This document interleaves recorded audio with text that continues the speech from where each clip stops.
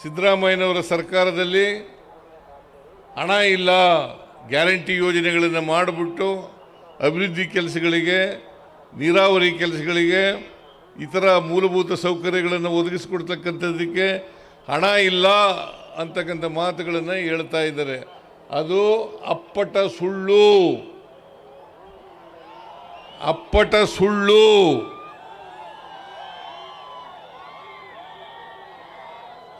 Guarantee ಯೋಜನೆಗಳನ್ನು ಮಾಡಿರ್ತಕ್ಕಂಥದ್ದು ನಿಜ. ಹಾಗಂತೇಳಿ ಯಾವುದೇ ಅಭಿವೃದ್ಧಿ ಕೆಲಸಗಳನ್ನು ಮಾಡಲಿಕ್ಕೆ ನಾವು ಹಿಂದೆ ಬಿದ್ದಿಲ್ಲ. ಅಭಿವೃದ್ಧಿ ಕೆಲಸಗಳನ್ನೂ ಮಾಡ್ತಾ ಇದ್ದೀವಿ, ಗ್ಯಾರಂಟಿ ಯೋಜನೆಗಳನ್ನು ಕೂಡ ಜಾರಿಗೆ ಕೊಡ್ತಕ್ಕಂಥ ಕೆಲಸವನ್ನು ಮಾಡ್ತೇವೆ ಅಂತಕ್ಕಂಥ ಮಾತುಗಳನ್ನು ಈ ಸಂದರ್ಭದಲ್ಲಿ ಹೇಳಲಿಕ್ಕೆ ಬಯಸ್ತಾ ಇದ್ದೇನೆ. ಅದರಿಂದ ಇವತ್ತು ಗ್ಯಾರಂಟಿ ಯೋಜನೆಗಳಿಗೆ ಸುಮಾರು 1,12,000 ಕೋಟಿ ರೂಪಾಯಿಗಳನ್ನು ಗ್ಯಾರಂಟಿ ಯೋಜನೆಗಳಿಗೆ ಖರ್ಚು ಮಾಡಿದ್ದೇವೆ. ಶಕ್ತಿ ಯೋಜನೆ, ಇಲ್ಲೇ ಕೂತಿದ್ದಾರೆ ರಾಮಲಿಂಗಾರೆಡ್ಡಿ ಅವರು, ಶಕ್ತಿ ಯೋಜನೆ 643 ಕೋಟಿ ಮಹಿಳೆಯರು ಓಡಾಡ್ಯಾರ. ಈಗಾಗಲೇ ಪ್ರಯಾಣಿಕರು 640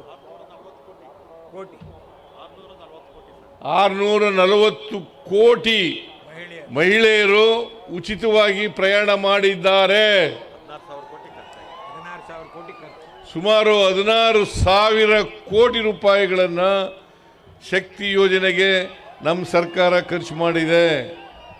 ಶಕ್ತಿ ಯೋಜನೆ, ಗೃಹಲಕ್ಷ್ಮಿ, ಗೃಹ ಜ್ಯೋತಿ, ಅನ್ನಭಾಗ್ಯ ಮತ್ತು ಯುವ ನಿಧಿ ಕಾರ್ಯಕ್ರಮಗಳಿಗೆ 1,12,000 ಕೋಟಿ ರೂಪಾಯಿಗಳನ್ನು ಇಲ್ಲಿವರೆಗೆ ಖರ್ಚು ಮಾಡಿದ್ದೇವೆ. 1,12,000. ಈ ವರ್ಷ ಸುಮಾರು 52,000 ಕೋಟಿ ರೂಪಾಯಿಗಳನ್ನು ಖರ್ಚು ಮಾಡ್ತಾ ಇದ್ದೇವೆ.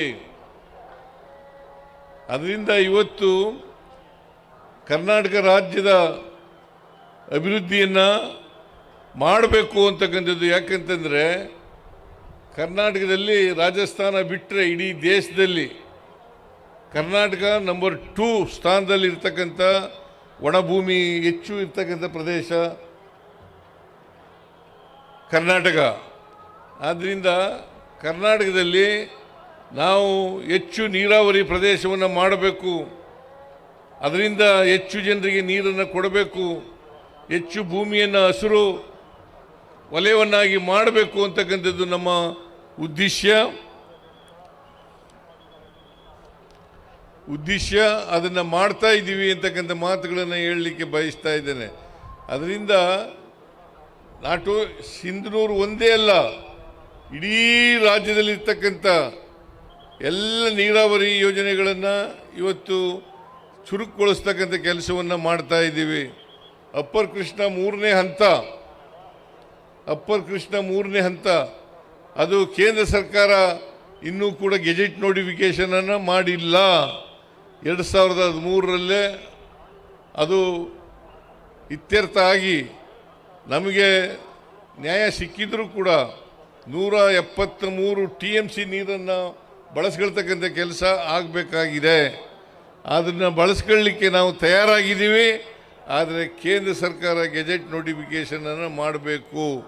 ನಾವು ಕೇಂದ್ರ ಸರ್ಕಾರವನ್ನು ಅನೇಕ ಸಾರಿ, ನಾನು ನೀರಾವರಿ ಮಂತ್ರಿಗಳು ಇಬ್ಬರೂ ಕೂಡ ಹೋಗಿ ಒತ್ತಾಯವನ್ನು ಮಾಡ್ತಕ್ಕಂಥ ಕೆಲಸವನ್ನು ಮಾಡಿದ್ದೇವೆ.